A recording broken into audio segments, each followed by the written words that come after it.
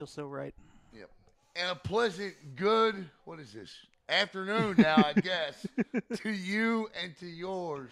And welcome to the Brevard Sports Network. Alan Slaughterzinski joining you here today. And I tell you, I got some, I don't even know how to say this, but I don't see anything on this anywhere.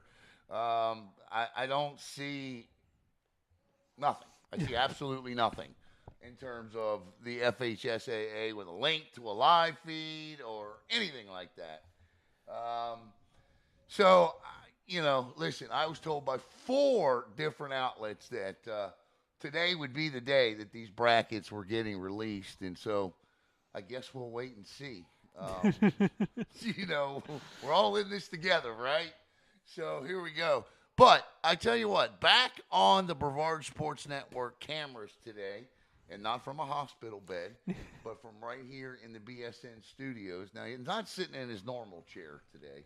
He's in a chair with wheels, but he's going to need that for a little while. Next time you see him, you'll see him in this particular chair. But he is certainly doing much better than he was 6 weeks ago when you first saw him or the report on Fox News. Please welcome back to the set here on Brevard Sports Network, the man, the myth, the living legend, the man they call Caleb Brown. Caleb, what's it feel like to have a headset back on? It's not laying on the ground next to you.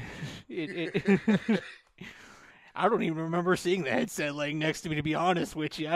I remember looking up and being told, "Don't get up." Don't move, son. Don't move. um, So what's it feel like though to be back? I mean, honestly, broadcasting again. All joking aside, it feels right. I told you, there was baby steps when I came home. right, I said it felt good to be home. Felt right, good to be back in your presence. right, right. My presence, but your bed's presence. That too.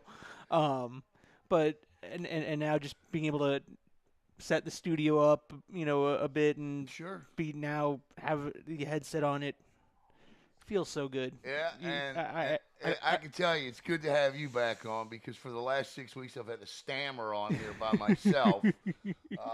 Without you, without Jackson, it's very difficult to do these things for an hour by yourself. Jackson just has a way of just like picking the opportune time to leave. Yeah, right. He sure does. And I'll blame Jackson, not myself, for getting hurt. But No, no. I hear you. There you go. We got to blame somebody. Again, I have no idea what the hell's going on.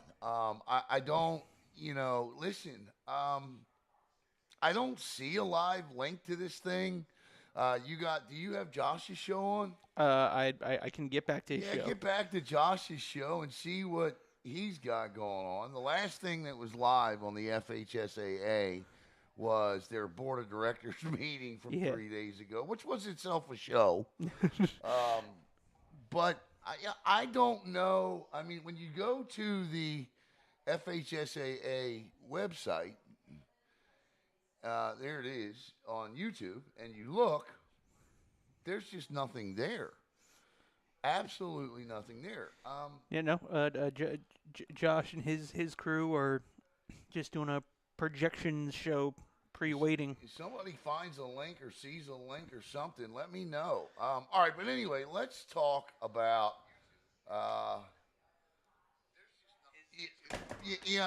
That's the other issue today.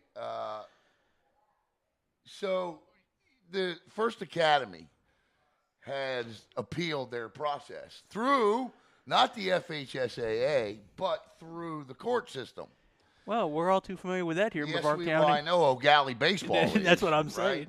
So we went down and did that game. Archbishop McCarthy did this. Yep. So, I don't know. Like I said, I don't see a link to football bracket releases. I don't. So I don't know.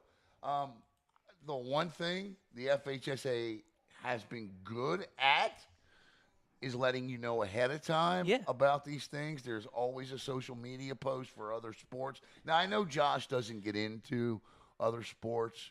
He doesn't do volleyball or things like that. But for all of these bracket release shows, there's always a link that's up. Now, when I say that I got this from 4 sources, uh, Josh was one. The Orlando Sentinel was one. I got a buddy who works up in Jacksonville was one, and a buddy who works in Miami is one. So they were all extremely confident that this was going to happen today at noon. So I stayed up till 5:30 in the morning again last night, writing about what I thought was going to be the outcome of today. Now, I just heard Josh say there's only really one big will they make it or will they not make it for Brevard County, and that's Heritage. Yes. Okay? That's the only will they get in or won't they get in. Josh seemed to think they would not. I seem to think they will. And that's probably me just being a homer. But they were 9, and they were not that far behind Miramar. Okay. If you look at the last rankings that came out in 5A4, they were not that far behind. Miramar lost to Cardinal Gibbons, okay? And Heritage beat MCC. Now, I know MCC is a 1A school, and I know how the whole strength of schedule thing works, but I think Heritage did enough to take that 8 spot. I really do. Rockledge is in at 3 and 7. They're going to be a 7 or an 8 seed. I would think they would want to be a 7 because I don't think they want to go line up and play Jones in round 1. No. So in 1A, like I said, TFA, I don't know if this has anything to do with it. And I don't. In terms of what's going on with TFA, it is 12:05, and there's no bracket up for this. No. There is nothing up for this at all. Now, we can go to the website or the FHSAA website and refresh the rankings. We can sit here and do that for an hour, right? Yeah. But, here's the other thing that was always a good thing, right? Go to Max Preps, right? Go to your teams. Like, let's pull up Melbourne, for example. All right. The Melbourne Bulldogs. I just looked down and saw Billy Palmer's name. So let's go to the Melbourne Bulldogs on Max Preps, right? A lot of times what used to happen in the old days was before the rankings would come out. When I say the old days, I mean as little as 3 years ago. Right. Right. So there's the old days. Max Preps would put the football games in before the FHSAA released the brackets. So you could kind of get a look and a peek, and that hasn't occurred. No. The other issue is where is Merritt Island going to play? What's going to happen with the Mustangs, right? The Mustangs were a 3. I do feel like looking at this thing more and more and more, I do feel like Merritt Island's dropping to a 5 or from a 3 to a 4. I feel like they're dropping from a 3 to a 4. And if that happens, they're going to host South Sumter at home, and Titusville's going to go to Eastside. Wow. The more and more I look at this, the more and more I think that's going to be the ultimate outcome there. I think now Titusville, 6 seed, goes to the bottom half of that bracket, right? Yep. So the only chance we have to see 2 Brevard County teams to play again, there would be 2 shots at that. It would be in the regional finals if it's Titusville, and then from the upper bracket, either O'Galley or Merritt Island. Or in the regional semifinals, we could see Merritt Island and O'Galley again, and that would be at O'Galley this time. That would be an interesting. That would be regional, really fun. Semi. What a game that was the other night.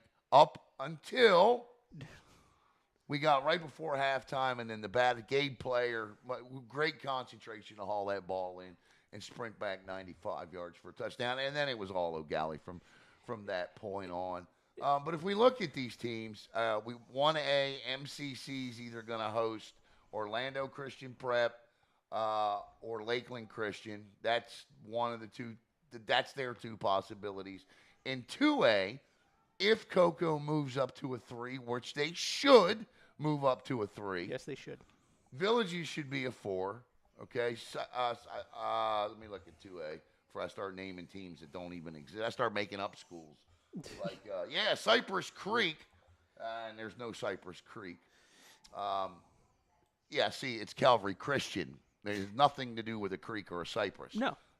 Bradford, the Villages, Calvary Christian, Cocoa, Berkeley Prep, Santa Fe, Newberry, Astronaut. We showed you the other night, right here, Astronaut sits in an 8, but Avon Park is going to slide into that spot and bump Astronaut. If you look at the top 4 here, Bradford should stay a 1. And in the real math here, Bradford should stay a 1, Calvary Christian should move to 2, Cocoa to 3, and the Villages to 4. If that happens, then Cocoa would likely play from a 3 seed, 6 or 7, which would be Santa Fe or Newberry. If they stay a 4, they're going to play Berkeley Prep. And I got to be honest with you, I don't know that they listen, Berkeley Prep's a good football team. Calvary Christian and Berkeley Prep are the 2 teams I believe that could give Cocoa a fit in this bracket. I think they handle business against Santa Fe or Newberry. I think they take care of Bradford. We've already seen them absolutely destroy the Villages. But Calvary Christian and Berkeley Prep are the 2 teams that I think could give the Tigers a fit in this bracket. In 3A, we talked about 3A. O'Galley will likely host Tavares in round 1. Merritt Island, if they drop from a 3 to a 4, they're going to host South Sumter. And Titusville is going to go to East Side. That's where that's going to be. Do you see anything yet on these brackets? No, trust me. I keep refreshing the YouTube and there are other social media. I mean, it's absolute. I don't know what the hell's going on. And like I said, this is very uncharacteristic because typically they're all like, especially even the morning of. Let me be honest about something here, okay? And everybody's like, "You're great, Alan. You done screwed my lunch up, and now you want to be honest." I started to get my doubts about this yesterday when I did a little research on this TFA thing. And I also saw a post. If you ask AI when these brackets are going to drop, AI tells you Friday. Hold up. What we got? They posted something 7 minutes ago on their Facebook page. What does it say? Due to circumstances outside the control of the FHSAA, football bracket release show is delayed. It will air on YouTube at approximately 1 p.m. So 1 o'clock today. So let's do this. Let's vacate the premises. Agreed. And all of you watching, let's come back at 1 o'clock. That means they have to redo the brackets with TFA. Oh, I guarantee it. I guarantee you that's what it is. You know, I was looking at Josh's show, and someone in their chat kind of jokingly said a big money team was left out, so now they got to figure a way to. Well, the parents sued. Well, yeah, the parents sued is what I read. It was the parents. So TFA screwed up our lunchtime. So I'd say go beat them, but I don't know that anybody's going to. So, all right, here's what we're going to do. We shall reconvene at 1 o'clock. Actually, let's reconvene at 12:55 right here. Same bad time, same bad place. I apologize. I'm sorry. At least it's happening, right? Yes. So this obviously has something to do with the First Academy. And again, Caleb, you want to read that breaking news from the FHSAA? 7 minutes ago from the FHSAA Facebook page. Due to circumstances outside the control of the FHSAA, i.e. judges, football bracket release show is delayed and will air on YouTube at approximately 1 o'clock. There you go. So this either has to do with a judge or the other issue at hand here is, and a lot of people don't remember this or do forget this, there are volleyball state championships going on. Yep. They got crews there, and there are swimming state championships that are starting tomorrow, and they got crews in North Florida. So they got crews in Polk County, and they got crews up in North Florida. So they could be behind as well. That's listen. When we've had things before, whenever you see something that says technical difficulties, chances are it ain't technical difficulties. Something happened along the way. You know, Caleb was blown off a scaffolding, or something else happened that prevented us from going on air. But we will be back at 1 o'clock today, right, or 12:55 today, right here on Brevard Sports Network. We'll see you in about